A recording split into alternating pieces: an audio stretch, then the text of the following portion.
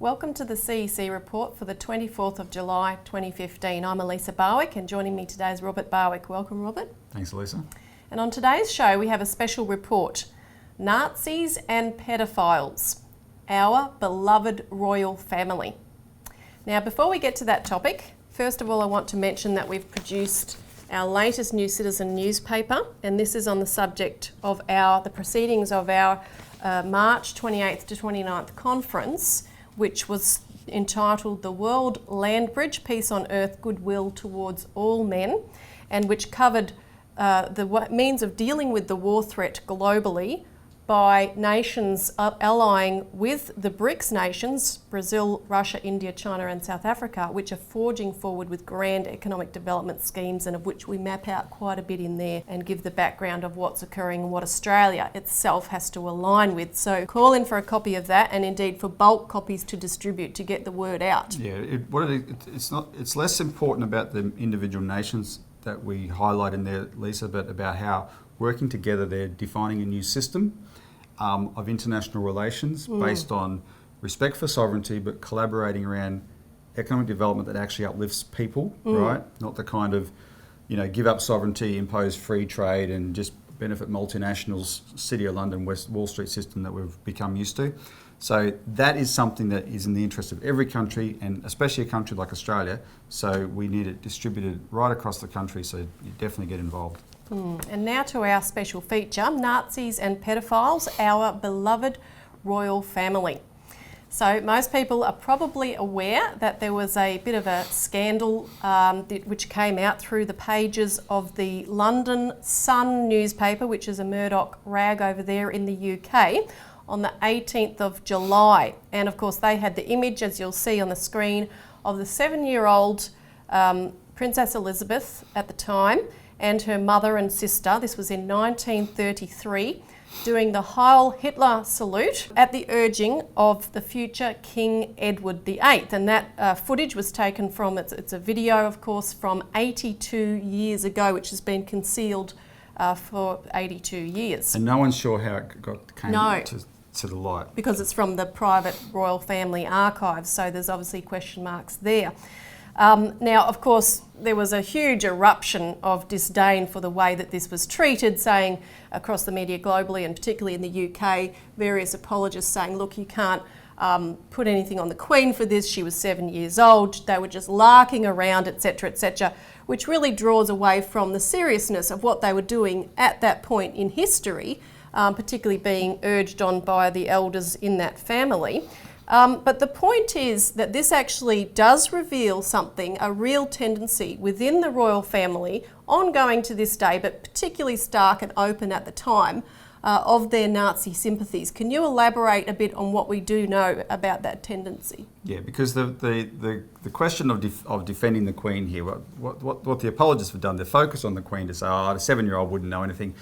Of course, that's just a deflection. The issue is about the family. She's part of a family, and as the head of the family now, her job is to continue that family, and that family is the capstone of the British establishment that in a very undemocratic way controls how the British Empire works. And I say the word British Empire because it's not just the UK, it's our monarchy here as well. That's why we say our beloved royal family, right? These Germans with a fake English name in Buckingham Palace are actually Australia's royal family too, right? And this shows something quite dark in their background, which was real. And as we'll go through, it's not just in their background. So here's the thing. At the time this was taken, it wasn't just the royal family. There was a big section of the British aristocracy, which back then was still openly powerful. I say that because it's still powerful today, don't kid yourself, but then it still was allowed to be openly powerful because people still, oh yes my lord, yes my lady, we're lesser than you, we'll do everything you say. A huge section of it was completely pro-Hitler, right? They saw in the Nazi movement a defence against this rising threat, which you'd call democracy. Really, more and more countries were starting to, working class people, especially in the context of the Great Depression, were becoming more and more insistent that, hang on, this system sucks, and they wanted changes, right? And there were changes happening all over around the world. Roosevelt had been elected in the United States, right, with his New Deal, and that all of a sudden you got an economic system that's going to benefit ordinary people. So this was alarming to the aristocracy, and they saw in the Nazis a defence against that. And there's also a geopolitical element where this family was still personally outraged at what happened to their Russian cousins, right? And it was their Russian cousins by the Bolsheviks, and in the revolution 20 years earlier in Russia. And so there was an element where, oh yeah, this Hitler guy will defeat those commies for us, right? That's actually what the thinking was. So that is that the family was part of this general, element in the UK that had that outlook. It wasn't just in the UK; it existed here as well, right? We had a big establishment in Australia in the 30s that backed actual fascist paramilitary groups here, like the New Guard, against threats that they defined as coming from the Labor Party and people like Jack Lang, right? So these were, this was a common phenomenon around the Western world. It happened in the United States even. People who were enemies of Roosevelt backed this type of thing. So this was a common phenomenon, but at the top of it was this aristocratic set, at the top of which was the British Crown. And so King Edward VIII had, personal interactions. There was a lot of interaction there with Hitler himself. No, exactly, because Hitler was someone that, in 1933 they say, oh, we didn't know what Hitler was going to be. Well, they knew that side, what I've just gone through, they knew that side of it. Edward VIII loved him, right? Absolutely loved him. He was a total Hitler devotee. And after 1936, when he was forced to abdicate, he and Wallace Simpson, you can see them posing with Hitler. Yeah. But Simpson, by the way, back in the early 30s, was thought to be having an affair with Hitler's ambassador to London, right, von Ribbentrop. So she was particularly close to it. But Edward VIII was. And later on, even when they farmed him out to be the governor of Barbados, or I think it was Barbados in the Caribbean, even during World War II, he kept advocating for Britain to break off the alliance with the United States and forge an alliance with Germany against the United States. Right? That's how. He wasn't just casually impressed with Hitler. He was really, really pro-Hitler. But anyway, that's known. That part's known. And, but if you know anyone who knows history knows that. The general public don't know that very well, but anyone who knows history knows that. What's less known is about Elizabeth's own father, because George VI replaced Edward VIII. He's the guy in the King's Speech, right? The starter of the pork. That movie was about really repatriating his reputation, because the reality was he was just as much part of this faction in the UK as his brother. And there's all kinds of signs of that. For instance, he didn't like Churchill. Now, Churchill wasn't any great shakes. Churchill, though, was, in the late 30s, there was a split in this establishment, because smarter people like Churchill realised, hang on, here's Roosevelt in a strengthening the United States. He's a very adamant anti-fascist. He and Hitler are on a collision course. And right now, under this monarch, we're going to be on the losing side. Because if we are on a side against America, with its powerful economy, etc., this is a mistake. So people like Churchill pushed for Britain effectively to change sides, right? Well, they did that, the Crown didn't, and George VI, Elizabeth's father, he kept allying with the faction that became known as the appeasers, right? People like Neville Chamberlain.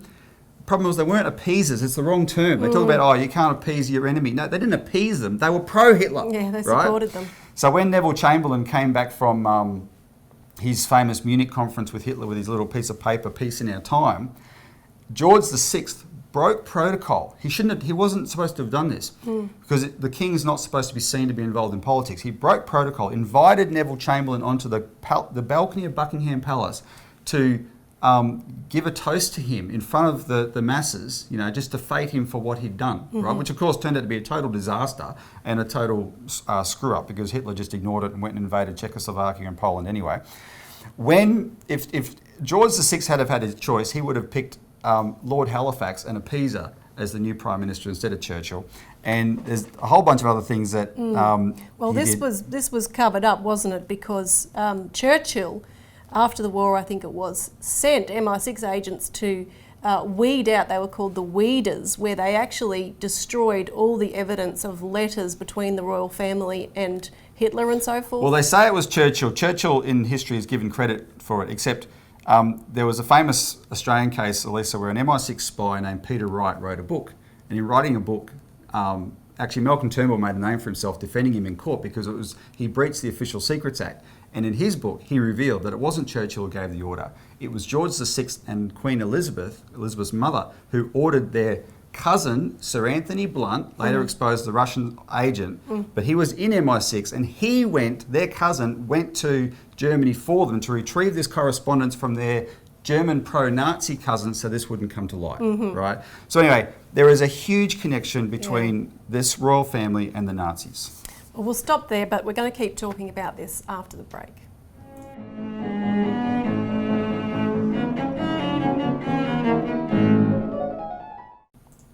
Welcome back to the CEC Report, where we're talking about Nazis and paedophiles, our beloved royal family. So I want to come to more of the modern period of the Nazi policies of the royal family, and just to get into that, because a lot of it does involve Prince Philip, the consort to the Queen. So it wasn't just her father and other family members that were into Nazism. Prince Philip himself also was, and in fact he had his 3 sisters all married off to top Nazi party and SS officials. And he went to a Nazi school and is from this Nazi upbringing in Germany. And when Elizabeth's dad, George VI, wanted to marry Elizabeth off, that's the person that she picked to do it. Yeah. Right, through his uncle, Lord Mountbatten, they arranged it all.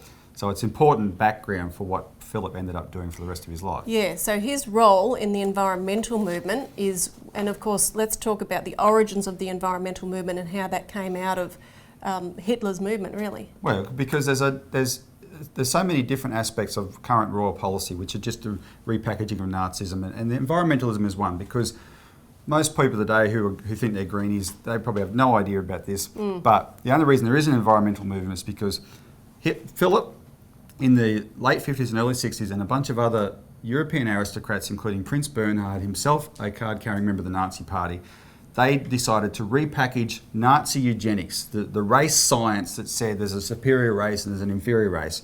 They repackaged Nazi eugenics into environmentalism, and that's in the words of Sir Julian Huxley, the co-founder with Philip and Bernhard of the World Wildlife Fund. And that was to make it more palatable, but it had the same aims to, streamline and reduce population to something mass population reduction. In other words, it was a genocide agenda, just like Hitler's, but in the name of saving the planet. Then you've got another aspect that I should mention, because think about just very recently. Here's the Ukraine situation, right? And last year, Prince Charles came out and he compared Putin to Hitler because of the Crimea, right? He compared Putin. What a cheek, because when Hitler did what he did, Charles's family was supporting him. But in the meantime, it was the Anglo-Americans who actually backed a Nazi uprising in Ukraine. An actually Nazi uprising. Here you've got neo-Nazis on the street doing the virtual Sieg Heils, carrying their own form of a swastika on their shoulder. They're the sons and grandsons of the people in the 1940s who supported this Nazi named Stepan Bandera, who worked with Hitler's forces when they crossed Ukraine into Russia to mass kill Poles and communists and Jews and all that kind of stuff, right? All those type of people. These are actual Nazis that our side backed, but the British and the American neocons actually backed them. And this is a policy that they're doing on behalf of the Anglo-American empire that this royal family still sits at the top of to this day. And here's Charles comes out and comparing Putin to Hitler, when it's their side that actually used the Hitler tactics in toppling a government there. And then there's another example that is really even more recent, Elisa, which is what's happened in Greece, right? And I was thinking of this in the first segment because you referred to the fact that part of the reason of the royals backing Hitler was that there was an uprising because of the economic conditions, and they sought the idea of a dictatorship to put that down. Yep. And Lyndon LaRouche, the head of our international organisation, has often said that during a time of crisis, it's lawful that governments are going to step up to the plate and put the people first and act on behalf of the general welfare, otherwise their nation will cease to exist. Yeah, and they might get hanged from lampposts. Well, right? exactly. There's a reality principle here. And this is the tendency that you're seeing big time in Greece at the moment. Well, and the Greek people, they emphatically voted one way, and in response to that vote, they got this incredibly mean-spirited fascist reaction from Germany, and people were trying to say, well, why is Germany all of a sudden making these much more onerous demands? And it turns out, if you look at the timeline of the lead up to this, even the IMF was starting to say, look, Greece can't pay its debts, debt forgiveness has to be on the table. They were saying that behind the scenes. Even the Germans were actually beginning to acknowledge that. And then all of a sudden, last month, the Queen visited Germany. She had a 23rd of June. 23rd of June. She had a private meeting with Merkel. And at the end of that meeting, Merkel and her finance minister, that day, they started standing much harder on Greece, right? Which set the scene for everything that's happened ever since. And if the Queen did have a role in that, right, in actually, on behalf of the City of London, who are the big power brokers in the EU behind the scenes, because they are the financial power of the EU, if the Queen had a role there, you have to question, is there a personal element here? Because Prince Philip's family used to be of family of Greece, right? They would hate everything about Greece being democratic, because that used to be their fiefdom. Yep. But it's just all these different facets of the royal power today, which is a rebirth of Nazism. And the economic impact of Greece is a Nazi crackdown on the people and the slashing of pensions, the austerity, etc. But we'll stop there, and after the break we're going to talk about the paedophilia aspect of this.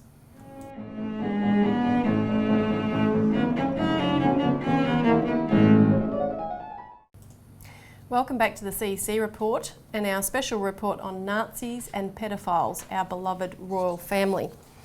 Now, the erupting paedophile scandal in the United Kingdom, this was covered last Sunday by 60 Minutes, which did a very good first pass on this scandal, which was titled Spies, Lords and Predators.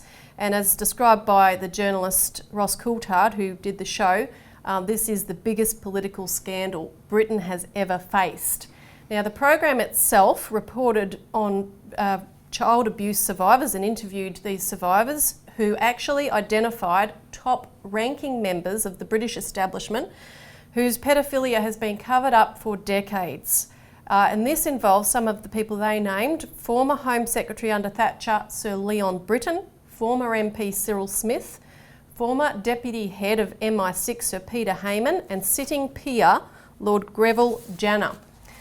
Now, they also exposed a paedophile network called PIE, P-I-E, the Paedophile Information Exchange, and members of this group openly campaigned in the 1970s to lower the age of consent to as low as 4. Now, they come back a bit on that now, but I mean, this is horrific stuff. And they interviewed a member of PIE who demonstrated the absolutely sick way that they think. But Robbie, who were the people they didn't mention in the 60 Minutes report? Well, this is key, because I don't know why 60 Minutes didn't mention them, but 60 Minutes co-produced its program with a news service in the UK called XRO News. And on the day before the 60 Minutes show, XRO News did an article based on the same main source 60 Minutes used, a survivor named Richard Kerr. And Richard Kerr did name some pretty explosive names beyond those in the show. And so when I say I don't know why 60 Minutes didn't, in terms of its production, I don't know why. Our beloved royal family? I know exactly. There is a reason why. These names go to our beloved royal family. So what they were talking about is the particular facet of the case that 60 Minutes opened with is about the Kincora Boys Home in East Belfast. And this was like for orphans and foster kids. From this, it was run by a network of paedophiles, and these kids were trafficked around the UK to be abused, right? But the people that Richard Kerr named to be involved in the paedophilia, or at least the cover-up, who actually were associated with the Kincora Boys Home, include the Queen's cousin, Lord Louis Mountbatten, Prince Philip's uncle and Prince Charles' great-uncle; Sir Anthony Blunt, another cousin of the Queen, who was the guy I mentioned in the earlier segment they sent to Germany to the MI6 agent; and the boss of MI6. So not just the deputy head, but the boss of MI6 himself, Sir Maurice Oldfield. Now, it's the royal connections they're trying to cover up, but they're also trying to cover up is that this particular boys' home indicates a crossover between pedophile networks and a dirty ops practice by British intelligence in Northern Ireland to run murder gangs throughout Northern Ireland to orchestrate terrorism that would be blamed on the IRA. Everything was blamed on the IRA, right? But a lot of this was orchestrated so that to justify the continuing British crackdown and control of Northern Ireland, right? And that's why these top-ranking people were involved in it. So what happens is, this is not just a cover-up of incidents of pedophilia. This is a cover-up, Elisa, of how the entire British system works. Yep. You have the Crown at the top, and anything involving the Crown, people that are conditioned not to look at, right? Oh, no, don't go there. The cops are told anything involving the royals, that's not for you to investigate. And young first-year constables or whatever, when they're given that instruction, they thought, well, someone else, people know things I don't, so okay. Must be okay. We all swore an oath to the Queen, etc. Now, and through that structure, under the Crown, you have MI5 and MI6 that operate under what's called the royal prerogative, right? It's actually the Queen's power that they utilise through the Home Office and the Foreign Office and the Prime Minister's Office, and they can do all kinds of things for which they are not accountable in any kind of democratic way, right? And that includes the historic established fact of orchestrating terrorism then, and what we would charge, Elisa, now is the same structures are using the same system now because terrorism has reared its ugly head again, and we know we've got case after case involved that this Islamist terrorism connects into MI5 and MI6, and there's a real orchestration element because the people who benefit are these same structures who get to get more powers for themselves, right? The secret security services here, etc. And ASIO in Australia, remember, is a branch of MI5, right? Mm-hmm. And so there's a child abuse inquiry going on into all of this in Britain, but the British Home Secretary, Theresa May, has refused to include Kincora in that. And you can read more about it in our media release from the 24th of June on the tour of the author Anne Cadwallader, who documented this. But Frank Kitson, who specialised in these methods of irregular warfare for the British Empire, had a unit within the Kincora home. Yeah, exactly. One of these murder gangs operated out of this Kincora home. So that's the thing. Theresa May has said, yes, this is terrible, this is child abuse, we're going to have an inquiry, we're going to get to the bottom of it, and she's brought in a judge from New Zealand to do it, right? And this judge says, I'm not part of the establishment. There's no establishment in New Zealand, which is a joke. Anyone who knows New Zealand knows it's more British than Britain in many respects. She's brought in this judge from New Zealand to do it, but they have insisted that, no, this won't involve the Kincora boys' home. That is the core, that is the heart of the scandal, that boys' home. They say, there's an inquiry already going on in Northern Ireland. The inquiry in Northern Ireland does not have the authority to call the security services to testify. Only something set up in Westminster can. So it's the ongoing cover-up. I'll just say one other thing. This same Lord Mountbatten, it's not a coincidence he's involved in this, because one of the biggest known pedophile scandals in the UK in recent times is this monster, Jimmy Savile, an absolute monster whose crimes came out after he died. It was Mountbatten who welcomed him into the royal family, through which Savile went on to become an intimate friend of Prince Charles. Right? The two were the closest friends imaginable. This is not a coincidence. And he was one of the worst offenders, Savile. So you can read more about that in our alert service, but also call in for a copy of our latest New Citizen and for multiple copies, and get involved in our campaign. We need to create a cultural and economic renaissance urgently. Thanks for tuning in. Join us next week.